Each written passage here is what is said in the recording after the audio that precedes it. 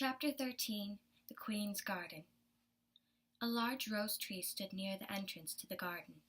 The roses growing on it were white, but 3 gardeners were busily painting them red. Alice thought this a very curious thing, and went nearer to watch them. Even more curious was the fact that these gardeners were not people, but playing cards, with heads, arms, and legs sticking out of their card bodies. As she approached, one said, "Look out, 5! Don't go splashing paint on me like that."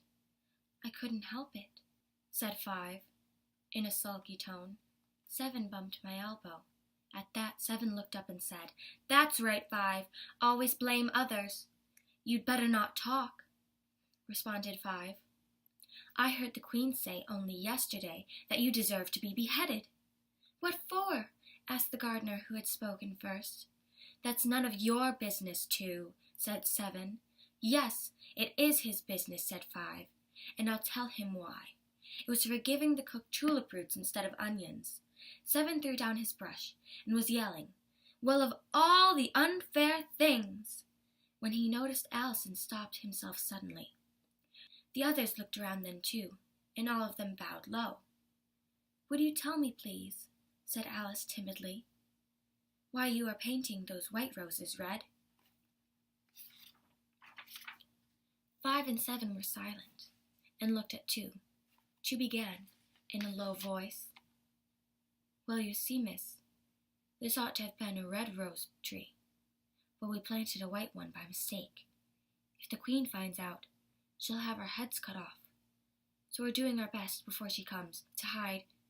At this moment 5, who had been anxiously looking across the garden, called out, "The Queen! The Queen!" The 3 gardeners threw themselves flat on their faces. There was a sound of many footsteps, and Alice looked around, eager to see this Queen she had been hearing so much about. First came 10 soldiers carrying clubs. Like the 3 gardeners, they were playing cards. Next came 10 courtiers, and they were cards as well. These were ornamented all over with diamonds. After these came the 10 royal children, jumping merrily along, hand in hand. They were all ornamented with hearts.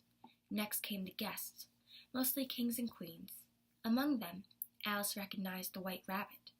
It was talking in a hurried and nervous manner, smiling at everything that was said. It passed Alice without noticing her. The knave of hearts then followed, carrying the king's crown on a crimson velvet cushion. Then last of all in this grand procession came the king and the queen of hearts. Alice didn't know whether she ought to lie down on her face, as the 3 gardeners had, but she couldn't remember ever hearing of such a rule. Besides, she thought, what would be the use of a procession if people had to lie down on their faces and not be able to see it? She decided to stand where she was and watch. The procession marched forward, eventually arriving opposite Alice. They all stopped and looked at her, and the Queen said severely, "Who is this?" She said it to the knave of hearts, who only bowed and smiled in reply. "You don't know anything," said the Queen, tossing her hand impatiently. She turned to Alice and asked, "What is your name, child?"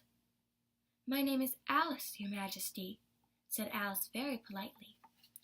But to herself, she thought, "They're only a pack of cards. I need not be afraid of them." "Who are these 3?" said the Queen, pointing to the gardeners lying next to the rose tree. "How should I know?" said Alice, surprised at her own courage. "It's no business of mine."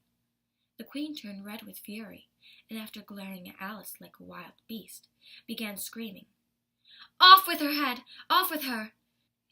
"Nonsense!" said Alice very loudly and decidedly, and the Queen was silent. The King laid his hand on the Queen's arm and timidly said, "Consider this, my dear.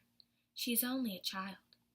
The Queen turned angrily away from him and glared at the 3 gardeners lying on the ground. "Turn them over," she said to the knave. The knave did so, very carefully, with 1 foot.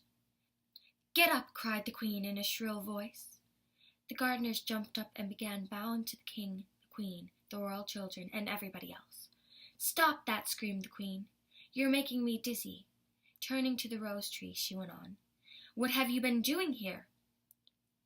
May it please your Majesty, said Chu very humbly, bending down on one knee. We were only trying to— I see, said the Queen, who had been carefully examining the roses. Off with their heads! The procession moved on, with 3 of the soldiers remaining behind to execute the unfortunate gardeners, who ran to Alice for protection. You won't be beheaded, Alice told the gardeners, in an encouraging tone. While no one was looking, she spied a large flower pot that stood nearby where they could hide. The 3 soldiers wandered about for a while, looking for them, then quietly marched off after the others.